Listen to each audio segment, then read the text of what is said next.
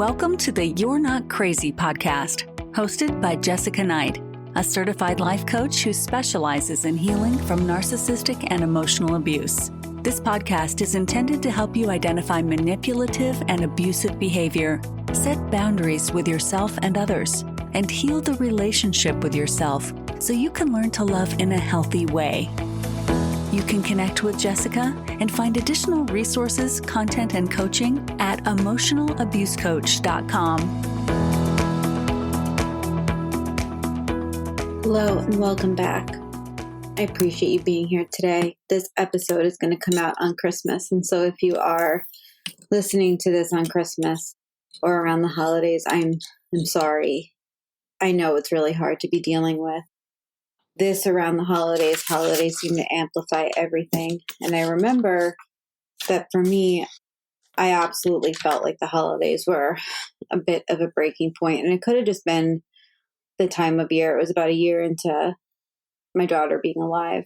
But holidays have always been really challenging for me personally. And, you know, some of that has to do with my history. Some of that has to do with the relationships that I found myself in. And so I want to talk a little bit about like how past triggers can come up in the present. But before I dive in, there are just two things I want to touch on. First, that around this time of year, a lot of people actually feel like maybe they shouldn't reach out, or maybe it's not a good time to book something. But I've actually had a lot of people recently reach out for clarity calls because I think they're just feeling like they need a change going into the new year, and that at the very least they want to untangle and understand what's going on. And I totally support that, and I'm here for it. And I think it's actually really wise because at the very least you can tell yourself that you're like working through a plan and you're also having some support through these really tough times. And so if you find yourself in that place, please, do book a clarity call or reach out to me. I am really happy to speak now. I do have times open. I will have times open in December. And I opened a bunch for early January if you are feeling that you need some help now. The second thing I want to touch on is that, this episode is going to talk a bit about holiday triggers and how they do really have a way of like amplifying things. But because we go through so much as, kids, and that we bring that into later years, we have traditions with various partners, we have good memories, we have bad memories. Holidays can just be really rough. And I've never actually enjoyed them. So I'm just getting like teary as I say that. Well, I didn't expect this little wave of emotion, but since it's here, I'll just go with it. Holidays for me, just to be personal about it, I guess, is that they were like actually really magical for like a short time in my life. And then they got really bad and really toxic. And it is because my mom married my stepfather, who ruined a lot of things for me, but it stripped me of the joy that I once felt celebrating Christmas as a little kid with my grandparents. Instead of my family actually coming together and it being a good day, it kind of became this like, how can I get her to cry and exit quickly? And I spent a lot of time upstairs in my grandma's house alone and crying and wishing that that wasn't my reality. And missing what it once was, and knowing that if this one person wasn't there, it may not be this way. And obviously, like, I can look back and know that as an adult that maybe that's not true, but I do think that there's something to that. And that for me, holidays have always been quite triggering. And now as a mom, I want them to capture like some sort of magic for my daughter. I care so deeply about her experience. But it has traditionally been very hard. And I think that my best days are the ones that I can avoid it. But as a mom, I've tried to really find the parts that I do like. And I've grown to, of course, have like these little traditions with my daughter so that I'm kind of letting her guide the ship rather than me. But regardless, around this time of year and my birthday, I always feel this like deep sense of pain. And, I like always feel like, I don't know, everyone's excited, feeling joy in holiday stress, looking forward to it. And I'm just like kind of waiting for them to be over. And I feel like for such a long time, I felt like a Scrooge. And I don't feel like a Scrooge anymore. I feel like, maybe there's a part of me that owns my experience, but it has never not been triggering. And I wonder sometimes, like, what it would look like otherwise, but this is where it is. It's also important to note that, like, my family really celebrated holidays for my grandmother, especially when I got older and was resentful to them. And when she passed, it became really hard. And my daughter has kind of taken that role now. But it doesn't change the fact that, like, for me as a person, separate from a mom, separate from a coach, separate from anything, I really struggle this time of year. And also, I hate the cold, and I live in a place that's really cold. And so all of that wasn't part of the episode outline that I put together, but since it came out of my mouth, I'm going to let it stay. I don't talk about my personal abuse a lot, and maybe it's something that I'll talk about a bit more in the new year. But I grew up in an abusive home, and before it was physically abusive, it was emotionally abusive. It started when I was really young, like 7, 8, and it went on until I was about 16, 17, and then like continued for a little bit emotionally, not physically after that.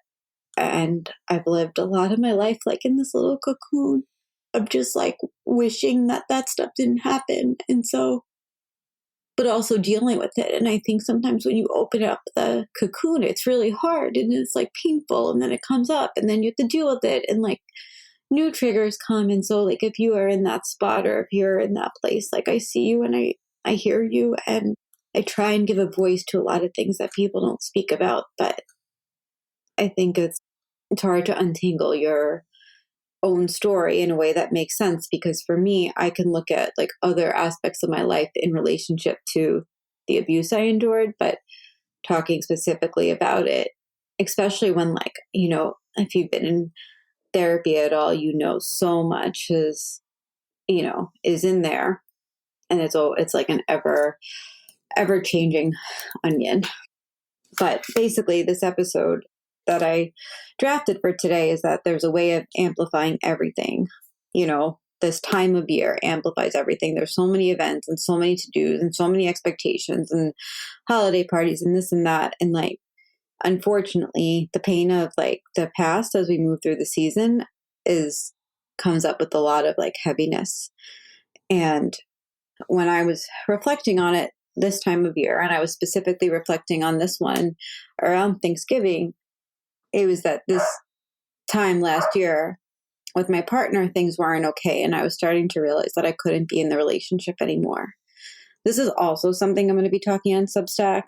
I'm going to be talking a lot about that relationship and what I learned, because it was like a masterclass in emotional coercion. But I wanted so badly for this man to be my person.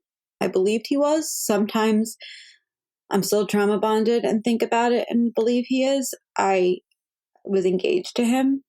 I loved him, and he was deeply unhealthy and wouldn't ever stick to a change that he wanted to actually make. And so around this time of year is when I started to notice it, because of course, we don't go into a relationship and think this person is coercive, abusive. It's all these red flags. It's like, we do give people the benefit of the doubt. We don't walk in and say things like, you've love bombed me, or like, we go in and we try and see and are hopeful. And sometimes it's not that. And I remember like this time last year, this was actually on the evening of Thanksgiving, I said to him, you don't listen to me anymore.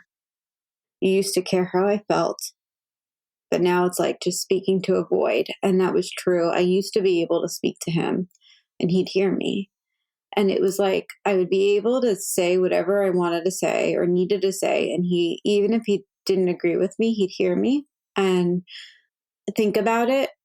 And at the very least, like we could sit in the mud of a conversation, which I think is like all I've ever wanted, is to be able to sit in the mud, of a conversation with somebody that I really trusted would get to the other side. When I expressed this to him, it was like, like he had a son, I had my daughter, we got the kids to sleep. I usually always stay in the room with my daughter, and I was about to like go in that space, and like he got frustrated over something as we were cleaning up, and I just broke down. It was like when you're a volcano and you finally burst. That was me. That was this moment. And so I burst, and then I just started to cry, and I wasn't angry. I was like really heartbroken. It was the hollow, desperate ache, that when you feel like someone that you love stops showing up for you and you realize they haven't been showing up, for a while. And like he hadn't been. And I kept thinking it was me because there was so much going on during this time. And so I just kind of continued to think that I was the issue. But that's what we do, right? If you're here listening to this, most likely you've spent a lot of time looking at your own behavior and thinking that you're the issue, or like that there is a change in perspective or whatever that might be before you realize, or somebody points out to you, no, you are not. And that like what's happening is deeply unhealthy. And like prior to this weekend, when I had said all this stuff, he had said like, based on where things are this week, what do you feel like you need? What do you think you can do? And I basically just said like, I don't think we're in a place to like, have a weekend together, but I hope that I think we need the space, and let's plan to like, really work together to make Thanksgiving good. And he got mad at me because I said that. And that was like a bit of my breaking point, because it was like, I was set up to say exactly what I wanted to say. And I am going to be someone who says I can't do XYZ if I can't do XYZ. And that's where it went. And so, that moment was like really heavy. But like when I look back, I really see it still as like this act of courage. Like I spoke up when I felt like, sort of not saying anything or just being frustrated. And it wasn't a reflection of me asking too much. It was actually a reflection on like how much he was willing to give. But I was really being honest of like, I can no longer speak to you and I don't know what happened. But around this time, around Thanksgiving, I started to feel like this like wave of anxiety, and it was coming in a lot. And like, of course, there's things that were making me anxious out in the world, but then I was also reflecting back as to like, what is this? And I started to realize that like, maybe it is just this time of year, historically, how it was last year, and that I was being triggered by old things because I'm so used to being triggered this time of year. I'm so used to things going wrong. And like, I have so many stories of that. I don't have that many stories, despite my best efforts on having it go well. I have a lot of stories about it not. And, I realized that they don't have to pull me back into the past. And I really tried to short circuit it this year and really stay focused on what I needed to do and what maybe I was like really looking forward to. And so that's what this episode is about now that I'm 15 minutes in, is that it's like, how can you kind of navigate those triggers and why they hit hard? And so triggers are really sneaky. And I really feel like for me, they come up on like the smallest things. It could be a song, it could be the weather, it could be somebody's comment. But it's like during the holidays when everything is like in tradition and there's sensory cues, I just feel like it's a landmine for like my brain to be affected by things. And for me, it wasn't just the holidays itself that were triggering. It was like the way that he had extra expectations on them. And I guess I did too, right? Like if I'm this kid that grew up in this abusive home and I wanted something to be special with somebody I loved, I clearly had an expectation, even if it was like a really low expectation, right? Even if it was like just a calm day, it's still an expectation. I just felt like I was like walking through tension and walking on eggshells. And even though he's no longer in my life, it's just like the emotional imprint was really lingering this year. And I realized something, that just because the triggers don't show up doesn't mean that I'm trapped by them. So like, even though I'm getting triggered, I kind of use it as a way to look at what was going on rather than actually like letting myself be triggered and sitting in the anxiety. And I can look back and say that, I'm not the person I was when those memories with that person were made.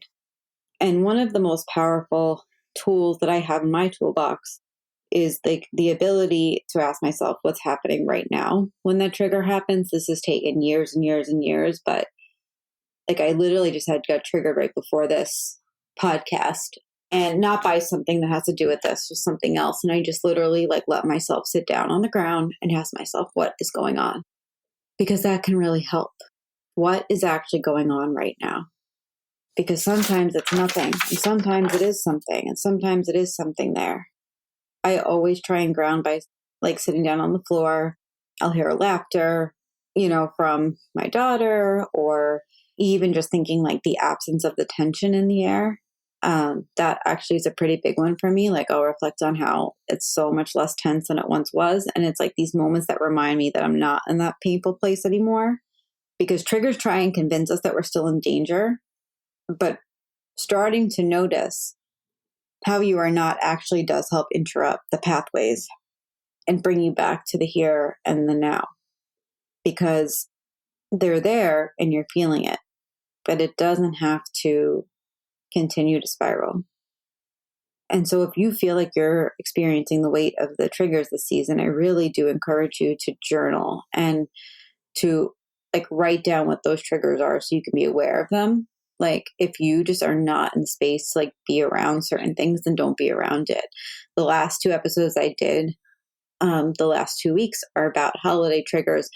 And a lot of them are with like not having your kids on the holidays or managing this with the high conflict person. However, there are some things that I mentioned in there that like you really need to try and focus on making the holiday for you and doing what is best for you and thinking about what that looks like. My cat is meowing up a storm right here, but like my cat's also doing what's best for him in this moment. But one of the things that I mentioned in there is that like there was this one holiday, and this was actually last Christmas. I did not have my daughter for Christmas, and I also didn't feel good enough to go on a trip. My partner at the time was really pushing for us to go on this trip. And I was like, I don't think that's practical. I need to be back by the 26th to get my daughter. I'm worried about travel delays. I've been sick for 3 weeks. Like this just doesn't make sense. And so we didn't go, but I did sleep like almost, I don't know, like a 7 p.m. on Christmas Eve through like 9 a.m. Christmas Day, which is something I never do. But we were in a hotel and that was our choice. And like, it was what it was. I was actually really sick and I was able to use the time to get better, or as better as I could. But also I think it's important to like prepare for the triggers. And it doesn't mean that you're failing. They're just reminders of things that have happened, and anticipating them can help you set yourself up for success. And for me, it looks like stepping outside for fresh air, taking a deep breath when that anxiety starts to creep in, sitting down on the ground and journaling. I also think that it's important to feel without judgment. I mentioned I was triggered like right before I started recording this, and I did let myself feel the feelings like without judgment. And they can bring up sadness or anger or guilt, and that's okay. You're allowed to feel this without adding shame to that pile. Meaning you don't have to shame yourself for having feelings. And feeling doesn't mean you're failing. It means that you are a human being who's feeling feelings. And if certain traditions feel too heavy, you can change them. Like you do have permission to skip things. You can start a new tradition. You can do things that are like acts for you. This year, my daughter really wanted a pink Christmas tree, and I found one on Amazon. And I let her get it, and it was like $11 or something, like ridiculous. And she spent so much time decorating it and put it in her room and felt so good about it. And like those are the things that I think are important. It's like we haven't gotten like an actual Christmas tree, but like we usually don't get a big one anyway. We get a Charlie Brown tree and take care of it as if it's like our baby, of like we take care of the tree that nobody wanted. And then you can also like, I really think it's helpful to like continue to ground yourself. This is a technique that my daughter's therapist gave her, but I really liked it. It was finding something for each of the 5 senses. So something you can touch, something you can see, something you can hear, something you can smell, and something you can taste. And in her therapy session, we like came up with those tools, but that's something that is really helpful. And this is hard, But if you can do this even after the fact of remembering that triggers are here to convince us that nothing's changed, but that's not true. They are here to like also show us what's there. And a year ago, I was in the thick of something. And today, like, I actually, like, I have so much more peace of mind and I'm not worrying about what somebody is thinking and all of the time and like what he's going to think after he's done thinking whatever he thinks. So just acknowledging that you're not there. You might be in another place and it might be frustrating, but you're not where it was. And so this year, I'm trying very hard to like navigate my own holiday triggers. And like, I want you to remember that you're not backsliding if you feel like there's a lot of emotion coming up. You're healing. And every time you look at those memories and remind yourself that they don't own you, you are moving forward, even if it doesn't feel that way. And when the triggers show up, they don't have to stay. You can see what they are. You can form a relationship to them. You can, if it's one that's actually keeping you safe, you can keep it around. But I think it's really helpful to say, okay, I am triggered and this might always be here. Like I might always be a kid on the inside that hates holidays, and that's okay. I am totally okay with that. If I put on pretend for most of this time so that my daughter feels the magic of the holidays, then I did my job of what makes me feel proud. And that's really all that matters. I deeply miss my grandma around any holiday. And even the ones that like I really don't understand, like, I'm sorry if this offends anybody, but like Easter, like if I really don't, I miss her because she had a lightness to it, but my daughter carries that. And like the holidays that I do like are like New Year's Eve. I like Halloween. Like these are the ones that I can kind of get behind. And like, I just hope that as I get older, as my brothers get older, as my daughter gets older, and like that the relationship can keep forming, but I don't have an expectation on myself that it's ever going to be perfect or that I'm ever going to really, really love it. Like I'm never going to be like the Christmas fairy, but I am going to be myself. And so if this resonates with you, I really do want you to know today that you're not alone. I really want you to know today that if you're feeling like you need to leave your relationship, that it was on Christmas Eve many years ago when I texted two of my friends and asked them to tell me how they got divorced or how they initiated the process. I want you to know that it's okay that you feel this way and that it doesn't matter if it's a holiday or not. You are allowed to feel these feelings. If you do need support, you can find me at emotionalabusecoach.com. And if you want some more of these like reflections and strategies and moving forward, I suggest you come to my Substack, which the link is also in my bio. If you search Jessica Knight Coaching, you'll find it. And I really appreciate you joining me today. I really appreciate that you took the time throughout this busy time and came here. And that if you do need support, you can always reach out to me.